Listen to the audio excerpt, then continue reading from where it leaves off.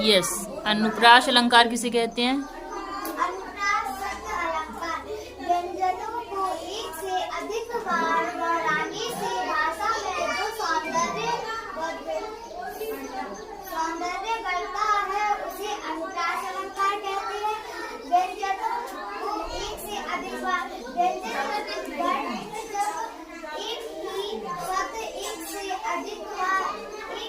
जब एक से अधिक बार आए उसे अनुप्रास अलंकार कहते हैं। अनुप्रास अलंकार का एग्जाम्पल? शेष गणेश महेश दिनेश सुरेशहु जहि निरंतर गाहा। इसमें सा वर्ण की आवृत्ति 7 बार हुई है। 1 2 3 4 5 6 7। गुड। और यमक अलंकार? यमक शब्द अलंकार जब एक ही शब्द का एक से अधिक बार प्रयोग हो और प्रत्येक बार उस शब्द का अर्थ भिन्न हो, अर्थात अर्थ भेद के साथ शब्द को शब्द की पुनरावृत्ति हो तो उसे यमक अलंकार कहते हैं। अर्थात जब एक ही शब्द की आवृत्ति बार बार हो और उनका अर्थ भिन्न हो उन्हें यमक अलंकार कहते हैं।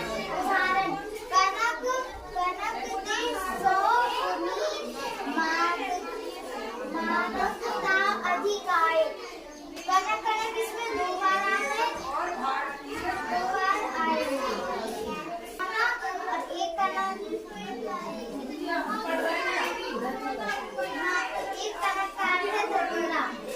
दूसरा उदाहरण मन का फेरत जुग गया मन का 2 बार आए। एक मन का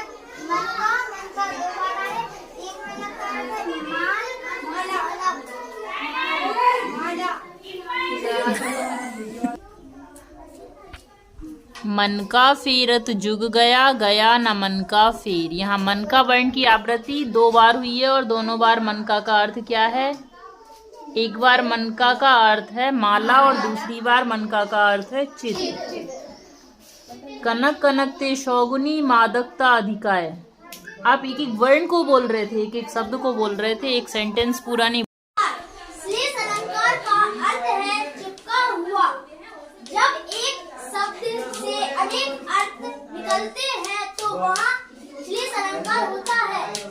जैसे एक शब्द हुआ उसके अनेक अर्थ निकलेंगे तो वह श्लेष अलंकार कहलाएगा। उदाहरण रहीमन पानी राखिए बिन पानी सब शून्य। रहीम जी कहना चाह रहे हैं पानी के बिना सब शून्य है। पानी गए न उबरे मोती मनुष्य चून। यहाँ पानी के 3 अर्थ हैं। पहला है मोती की चमक, मनुष्य का सम्मान और चूने के लिए जल। यमक और श्लेष में अंतर है। यमक में अर्थभेद के साथ शब्दों की पुनरावृत्ति है, परंतु श्लेष में एक ही शब्द के अनेक अर्थ होते हैं। यमक और श्लेष में क्या अंतर है? यमक में अर्थभेद के साथ शब्दों की पुनरावृत्ति होती है, परंतु श्लेष में एक ही शब्द के अनेक अर्थ होते हैं। गुड, समझ आ गया? Yes. Very good mister Rajendra. जब किसी वस्तु को किसी अन्य प्रेजेंट वस्तु के समान बदलाया जाए जब वहाँ उपमा अलंकार होता है। जैसे कि मुख चंद्र सम सुंदर। इधर मुख है, उपमेय चंद्र है, उपमान सम है, बाकी शब्द सुंदर है, साधारण धन है।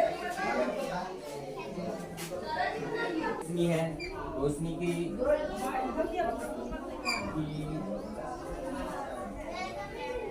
तुलना हम कर रहे हैं सूरज की किरणों से। तो इसमें रोशनी रोशनी उसमें होगी और सूरज की किरण उपमान होगी। रोशनी सूर्य की तरह चमकती है, सूर्य की किरणों की तरह चमकती है। रोशनी कैसी चमकती है? किरणों के समान। तो इसमें अधिक प्रसिद्धि वाला कौन है, सूरज है या रोशनी है? सूरज है ना, सूरज की किरणें अधिक चमकती हैं। और हम रोशनी की तुलना किससे कर रहे हैं? सूर्य से कर रहे हैं, सूर्य की किरणों से कर रहे हैं। तो रोशनी उपमेय है और सूर्य की किरणें क्या है?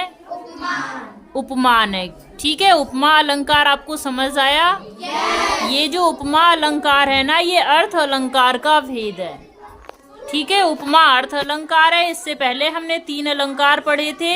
अनुप्रास अलंकार, अनुप्रास अलंकार शब्द अलंकार था। यमक अलंकार शब्द अलंकार का भेद था। और इसके बाद हमने श्लेष अलंकार पढ़ा था। तीसरा श्लेष अलंकार भी शब्द अलंकार का ही भेद था। अब ये अर्थ अलंकार में हम पहला पढ़ रहे हैं उपमा अलंकार। ठीक है, उपमा अलंकार समझ आ गया आपको? उपमा अलंकार की परिभाषा है जब किसी वस्तु को किसी अन्य प्रसिद्ध वस्तु के समान बतलाया जाए, वहां उपमा अलंकार होता है। ठीक है, ग्रेट।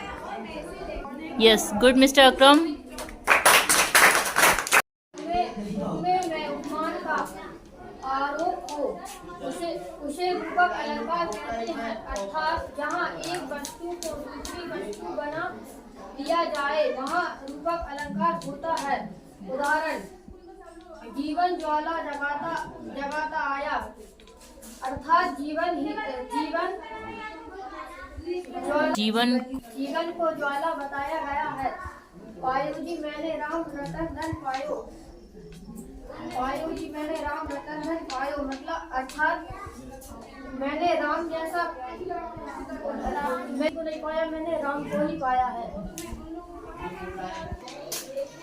इससे पहले हमने पढ़ा था उपमा अलंकार। उपमा अलंकार में क्या होता है? तुलना की जाती है। जैसे मुख चंद्र सम सुंदर, इसमें मुख की तुलना चंद्रमा से की जा रही है।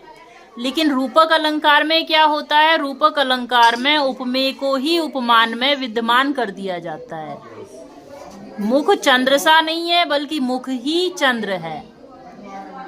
ठीक है, चरण कमल सम सुंदर, यमक उपमा अलंकार में हमने पढ़े थे चरण कमल सम सुंदर। चरण को कमल के समान सुंदर बताया गया था या कोमल बताया गया था। लेकिन अब हम क्या पढ़ रहे हैं? चरण कमल सम कोमल नहीं है, चरण ही कमल है। ठीक है, ये रूपक अलंकार होता है। ओके, ग्रेट मिस्टर अमित, कम।